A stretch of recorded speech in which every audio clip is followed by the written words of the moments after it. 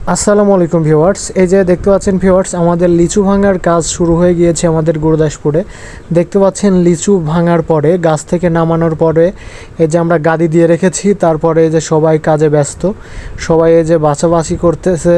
তারপরে এই যে দেখতে পাচ্ছেন এদিকে এতগুলো গাছ হচ্ছে আমরা সব ভেঙে নিয়ে আসছি। ভাঙা মানে গাছ থেকে পাড়া, গাছ থেকে পেরে নিয়ে আসার পরে এই যে আমরা হচ্ছে ক্যারেটগুলো সাদা সাদা এগুলো ক্যারেট সাজায় রাখছি।